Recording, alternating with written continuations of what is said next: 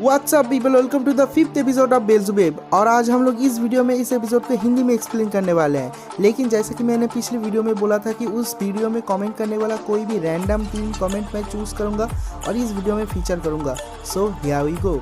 तो पहला कमेंट करता है Kumkum Ghatak, I am your first viewer, fantastic bro, so thank you so much. Second comment करता है रोशन पंडित, भाई ने कहा है I love your videos, please मेरा भी कमेंट देखो ना भैया।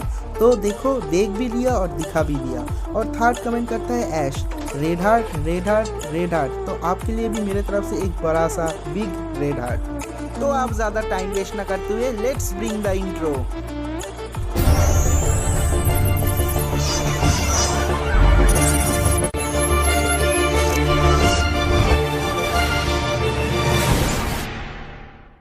तो ये एपिसोड स्टार्ट होता है, हमें दिखाता है गुड नाइट और किलर मशीन को। वो लोग जा रहे होते हैं और जाते जाते देखता है कि सामने ओगा खड़ा हुआ है और उसके साथ 2 लोग बातें कर रहा होता है। और उसके बाद वो लोग ओगा को कहता है कि तुम ज़्यादा भाव मत दिखाओ, क्योंकि तुमने कानाजाकी को मारा है, इसका मतलब ये नहीं कि तुम सब लोग को डराओगे। और उसके बाद उन लोगों को एक अजीब सा साउंड सुनाई देता है और वो लोग सामने जाके अच्छे से सुनने की कोशिश करते हैं तो उनको खराटे की साउंड सुनाई देता है। इसका मतलब ओगा सो रहा है। तो वो लोग चौंक जाकर कहता है कि ओगा तो खड़े खड़े ही सो गया।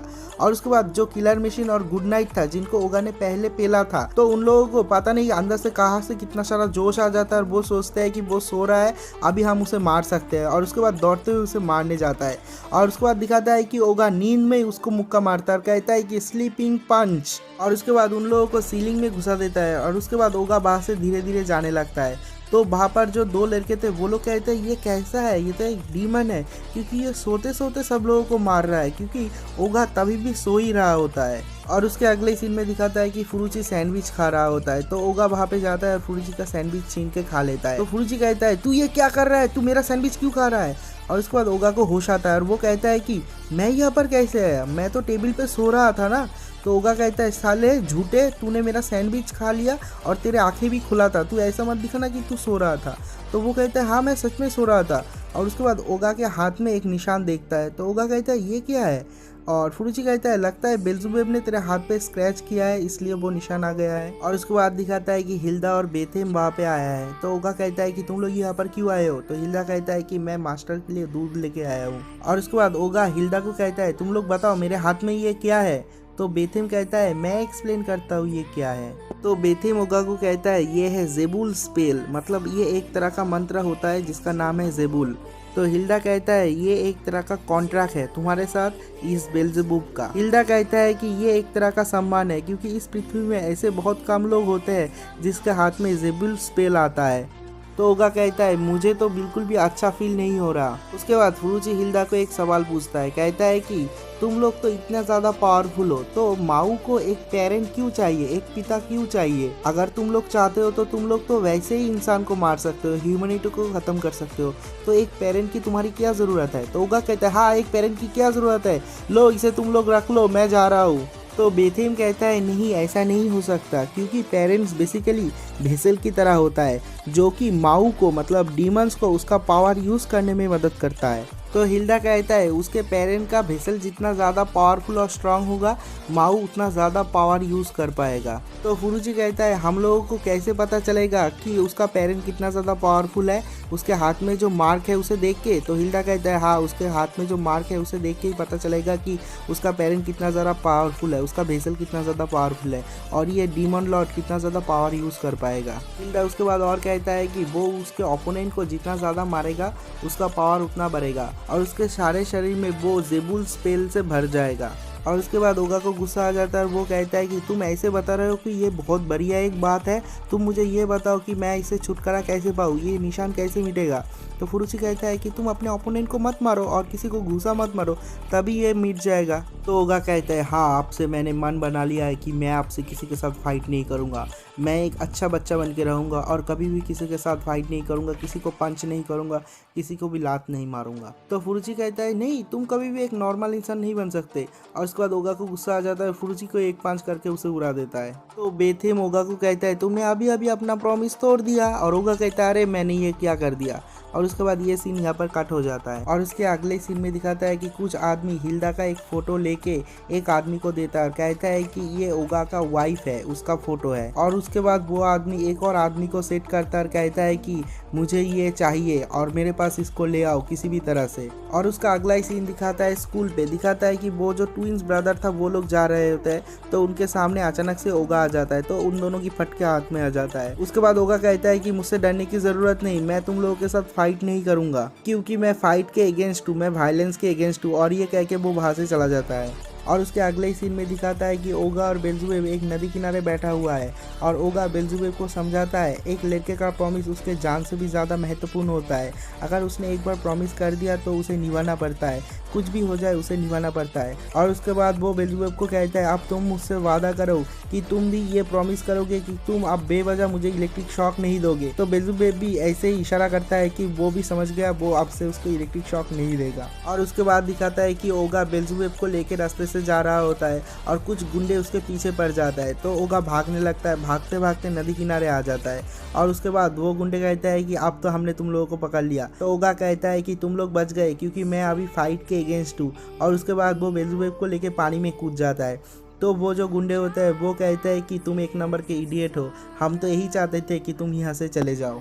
और उसके बाद दिखाता है कि वही गुंडे फुरुची और हिल्डा के ऊपर हमला कर देता है और उसके बाद स्क्रीन बिल्कुल ब्लैक हो जाता है। और उसके अगले सीन में दिखाता है जब फुरुची को होश आता है वो देखता है कि उसके हाथ बंधे हुए हैं और उसे बहुत ज़्यादा पीटा गया है। और उसके साथ में बेहोश होकर पड़ी हुई है हिल्डा और वो बिल्कुल बेहोश है और उसके हाथ पैर भी बंधे हुए हैं। और उसके बाद दिखाता है वहाँ पर वो आदमी आ गया है जिसने फुरुची को किडनैप किया है और हिल्डा को किडनैप किया है। और उसके बाद दिखाता है कि वो आदमी एक एसिड वाला गन लेके आया है और फुरुची को कहता है कि मैं तुम्हारे ऊपर अभी ये चला दूंगा। और उसके बाद दिखाता है कि उस आदमी को भी पीछे से एक आदमी लात मारता है, कहता है कि तुम्हारी हिम्मत कैसे हुई मेरे हॉस्टेजेस को परेशान करने की। और इसके बाद ये आदमी कहता है कि ये कौन है। और उसके बाद वो आदमी कहता है जिसने इन लोगों को किडनैप किया, वो कहता है कि ये ओगा का फ्रेंड है, हमने उसके वाइफ के साथ साथ उसके फ्रेंड को भी किडनैप कर लिया। और उसके बाद उसके बॉस को गुस्सा आ जाता है और उसे ही मारने लगता है, कहता है कि तुमने ये क्या किया, तुमने इसे क्यों उठा के ले आया, अगर मेरा प्लान फेल हुआ ना तो मैं तो तुम्हें मार ही डालूंगी। और उसके बाद वो उसे मारने लग जाता है। और उसके बाद फुरुची देखता है कि हिल्डा को होश आया है और हिल्डा कहता है मैं हिल नहीं पा रहा है, लगता है मुझे ड्रग्स दिया गया है इसलिए मैं हिल नहीं पा रहा हूँ। और उसके बाद वो जो बॉस होता है उसका नाम होता है हिमेकावा, वो कहता है ओ अच्छा तुम लोग दोनों ही जाग गए, अभी टाइम हो गया है कि ओगा को यहाँ पर बुलाया जाए। और उसके बाद वो हिल्डा को कहता है कि तुम्हारा सेल फोन मुझे दो, मुझे उसे कॉल करना है। तो हिल्डा कहता है सेल फोन वो क्या है, मेरे पास ऐसा कुछ भी नहीं है। तो वो आदमी कहता है अच्छा ठीक है मैं चेक कर लूँगा तुम्हारे पास है या नहीं। और उसके बाद वो एसिड वाला गन उसके तरफ मार करता है और उसके शरीर में मारने लगता है, जहाँ पर पॉकेट होता है वहाँ पर मारने लगता है और उसका जो ड्रेस होता है वो जल जाता है। और उसके बाद हिल्डा के शरीर में भी गिरता है लेकिन उसे कोई फ़र्क नहीं पड़ता क्योंकि वो डीमन है। उसके बाद हिमेकावा जो बॉस होता है वो कहता है कि ये तो मैं पूरा दिन कर सकता हूँ। और उसके बाद और भी ज़्यादा उस गन को यूज़ करने लग जाता है। और उसके बाद कहता है कि अरे तुम्हारे पास तो सच में कोई सेलफोन नहीं है। तो फुरुची कहता है अगर ओगा को कॉल ही करना है मेरे सेलफोन से करो, उसको छोड़ दो। और उसके अगले सीन में दिखाता है कि ओगा पानी से बाहर निकलता है और बाहर निकलने के बाद देखता है कि सामने किलर मशीन और उसका फ्रेंड गुड नाइट खड़ा हुआ है। तो वो लोग कहते हैं हमने सुना है कि तुम अभी फाइट नहीं करते तो अब हम तुमको बहुत ज़्यादा मारेंगे। और उसके बाद ओगा का फ़ोन आता है और वो फ़ोन में कहता है कि हेलो कौन है। और उसके बाद किलर मशीन कहता है कि तुम्हें डर नहीं लग रहा, हम लोग तुम्हें मारने आए हैं। तो ओगा को गुस्सा आ जाता है, कहता है शट अप, मुझे कॉल करने दो, मुझे कुछ सुनाई नहीं दे रहा। तो वो उन दोनों की फटके हाथ में आ जाता है और वो लोग साइड में बैठ जाते हैं, कहते हैं कि तुम कॉल कर लो उसके बाद हम लोग बातें करेंगे। और उसके बाद वो आदमी ओगा को फ़ोन में कहता है कि तुम्हारा वाइफ और तुम्हारा फ्रेंड हमारे कब्जे में है, अगर तुम उन लोगों की सलामती चाहते हो तो तुम यहाँ पर आ जाओ और अकेले आना, किसी को साथ में लेके मत आना। और उसके बाद उस जगह का सीन दिखाया जाता है। फुरुची उसे कहता है कि ओगा यहाँ पर बिल्कुल भी नहीं आएगा क्योंकि ओगा ने प्रॉमिस किया है कि वो आपसे फाइट नहीं करेगा, उसने फाइट छोड़ दिया है। और उसके बाद वो आदमी आता है, आने के बाद फुरुची को एक लात मारता है और कहता है कि अगर वो नहीं आया तो मैं तुम्हें ही मार डालूंगा और तुम्हें ही सबसे ज़्यादा तकलीफ दूंगा। और उसके बाद उस हिमेकावा का एक चेला आता है, आने के बाद कहता है कि बॉस लगता है एक आदमी आ रहा है, एक बहुत बड़ा आदमी आ रहा है। और उसके बाद वो कहता है जाओ उसे पकड़ के ले आओ। जब वो लोग उसे पकड़ के ले आता है तो दिखाता है कि वो और कोई नहीं, वो बेथेम होता है। और हिमेकावा कहता है ये तो ओगा नहीं है। और उसके बाद हिमेकावा बेथेम को देख के कहता है कि तुम्हारा दोस्त ओगा तो नहीं आया, अब तुम लोगों को मरना पड़ेगा। उसके बाद फुरुची को गुस्सा आ जाता है और वो कहता है गधे ओगा तू यहाँ पर क्यों नहीं आया। और उसके बाद ओगा का साउंड सुनाई देता है। वो कहता है कि किसने मुझे गधा कहा बे। और उसके बाद दिखाता है कि बेथेम के तरफ से ओगा का साउंड आता है। और उसके बाद दिखाता है कि बेथेम के अंदर से ओगा निकलता है। जब बेथेम के अंदर से ओगा निकलता है वहाँ पर जितने सारे लोग थे सब लोग डर गए होते हैं। और उसके बाद ओगा बाहर निकल के सबको पंच करके वहाँ पर लेटा देता है। और उसकी फाइटिंग स्टाइल और उसका पावर देखने के बाद हिमिकावा उसे कहता है कि तुम्हारा कीमत कितना है। ओगा कहता है क्या। और उसके बाद हिमिकावा फिर से कहता है कि तुम्हारा कीमत कितना है, तुम बहुत ही खतरनाक आदमी हो और मैं भी बहुत पावरफुल आदमी हूँ। अगर हम दोनों साथ में मिल जाए तो इशियामा हाई स्कूल पे हम लोग कब्जा कर पाएंगे। ये बहुत ख़राब डील नहीं है, ये बहुत ही अच्छा एक डील है, तो तुम क्या कहते हो। तो ओगा सबसे पहले जो कहता है वो सुन के सब लोगों का होश उड़ जाता है। वो कहता है कि तुम कौन हो। और ये बात सुनने के बाद हिमिकावा के चेले को गुस्सा आ जाता है और वो लोग ओगा को कहता है तुम इशियामा हाई स्कूल में पढ़ते हो और तुम इसे नहीं पहचानते। यह है TKK ईच का मेंबर। तुम अगर इसे नहीं पहचानते इसका मतलब तुम एक सच में बहुत बड़े गधे हो। तो ओगा क्या करता है उन दोनों को लात मार के ऊपर सीलिंग में घुसा देता है। तो ये देखने के बाद हिमिकावा कहता है ओ तुम्हें फाइट करना है, ठीक है मैं तुम्हारे साथ फाइट करूंगा। और वो ओगा के सामने चला जाता है। जाने के बाद कहता है अगर तुमने मुझे हरा दिया तो मैं तुम्हारे ये दोनों हॉस्टेस को छोड़ दूंगा। तो ओगा कहता है तुम इतनी आसानी से हार मान लोगे, अगर तुम इन लोगों को छोड़ ही दोगे तो तुम इन लोगों को पकड़ा क्यों। तो वो कहता है मैं इन लोगों को पकड़ के क्या करूँगा, मैं तो तुम्हें चाहता था। और कहता है कि ये लोग मेरे लिए वैल्यूलेस है, पॉइंटलेस है। और उसके बाद ओगा को गुस्सा दिलाने के लिए और भी बहुत सारे बातें कहता है और कहता है कि तुम्हें गुस्सा आ रहा है तो ठीक है सीधा मेरे पेट में घुसा मारो। और उसके बाद ओगा एक पावरफुल पंच करता है लेकिन उसे कुछ नहीं होता और वो सोचता है कि यही तो मैं चाहता था, मेरे पेट में 8 मिलीमीटर सिरेमेटिक प्लेट है और मुझे पंच करने के बाद तुम्हारा ये वाला हाथ तो टूट ही गया होगा और अब तो तुम इस हाथ को यूज भी नहीं कर पाओगे। लेकिन दिखाता है कि ओगा को कुछ नहीं होता बल्कि वो उसे बहुत दूर फेंक के मारता है। और वो कहता है अरे तुम्हें तो बहुत ज़्यादा ताकत है।